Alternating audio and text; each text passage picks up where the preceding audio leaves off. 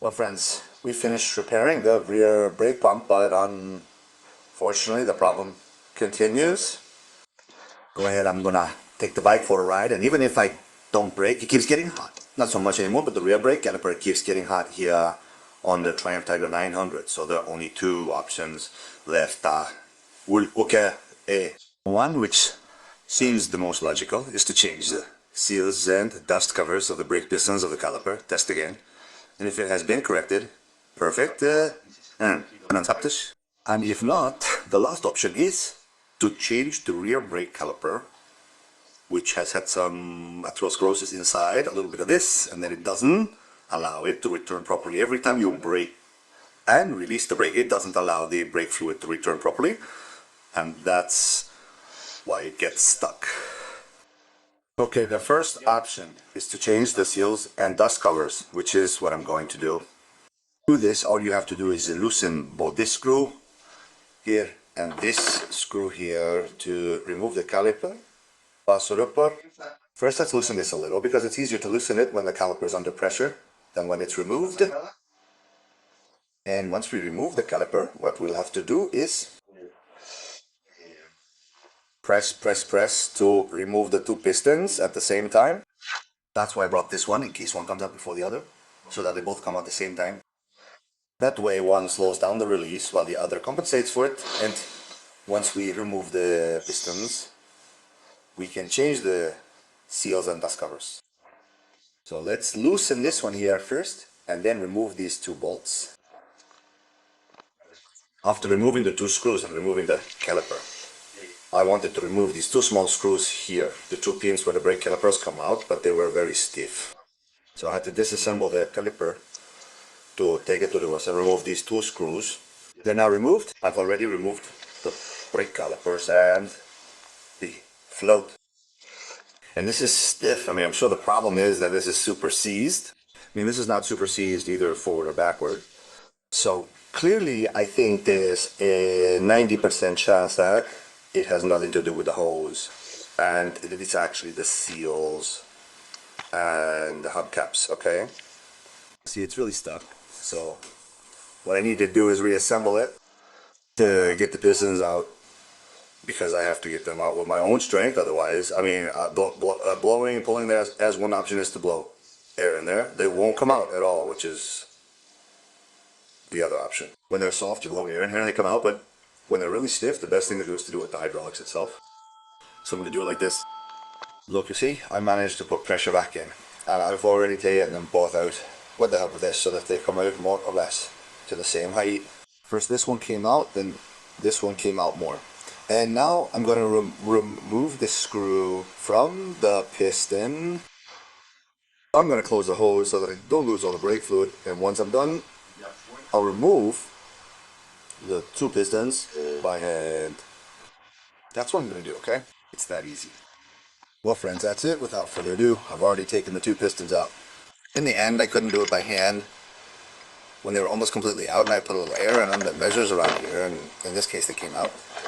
Okay, here I have both. The truth is that they were quite clean because I cleaned them. But it's true that at that time I didn't have the set of seals and dust covers, and they weren't changed because in principle it was fine. But look, it looks like, I don't know, look. Well, I'm going to change them. I bought them new, so with this little hook, I'll leave a link in the video description to get it. First of all, we remove the dust cover, which is this first O-ring that you see here. And then the second and thicker one, the seal. Okay, now I'll show you how to take them out. They're both the same size. Anyway, I've already taken them out. And the truth is that it bothers me a lot because they look pretty good. That doesn't mean anything, right?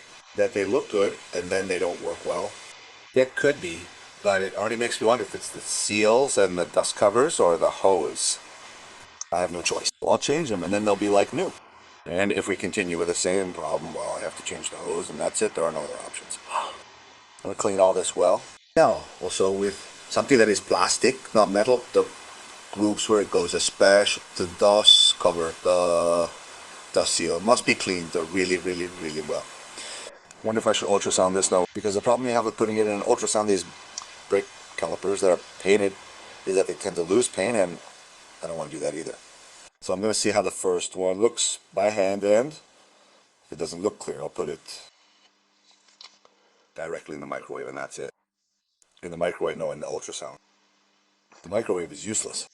Okay, I'm going to continue with it. Though I said no, quite a bit of crust came off with the scraping. In fact, you can see all the crust that is coming off. That's what narrows the perimeter a bit, the radius of both the seal and the dust cover, and prevents the piston from coming out and moving back easily. Okay, in this case, it wasn't moving back all the way, and that's what caused the bike to be a bit slowed down. My feeling is we are at an 80% likelihood that the root of the problem lies right here, specifically in the seal and dust covers. And then, as I've seen, so the account comes out more crusty, what I'm going to do is put it in the ultrasound, but not with hot water, with cold water. And although it's less efficient, it's also less dangerous for losing the paint. Okay, as you can see, everything is spotless without any trace of crust or dirt or anything. So I have everything very clean, very clean. These two. And here I have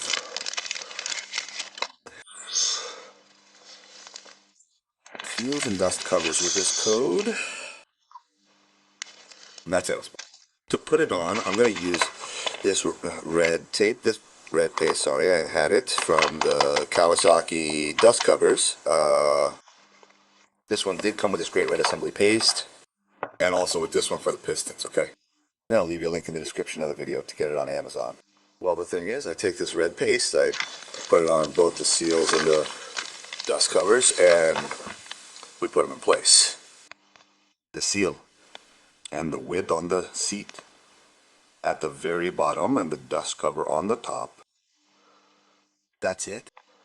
That's where I've already placed the dust cover on one side, and now I'm putting the seal on the other. There's nothing more. It goes there in its place. It goes in there a little bit, little by little, until it fits. It's already in place. One finger with the thumb of the left hand, and it fits perfectly after having put this little red one on. Okay, and now I have the dust cover, which is the same operation. And voila, we'll have it working perfectly for another 20 years. Well, now to put the pistons in, we put a little bit of this cream from this paste. We put it here. Very, very little, very thin layer. We take good care of the hole, and very, very gently we insert it.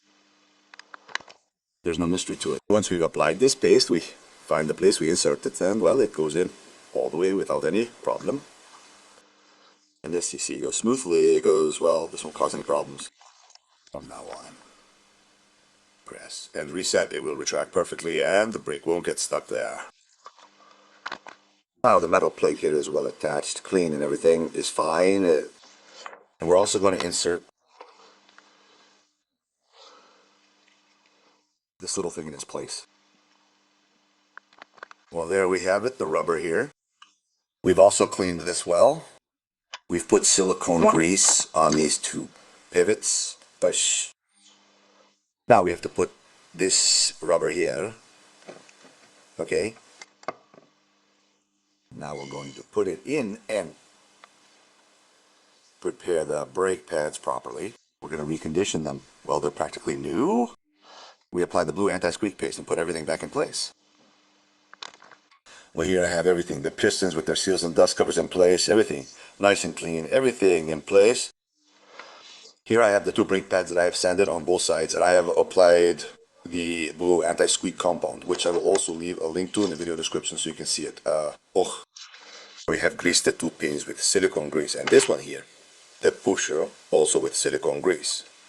So now we have assembled the calipers, and now we are going to assemble everything.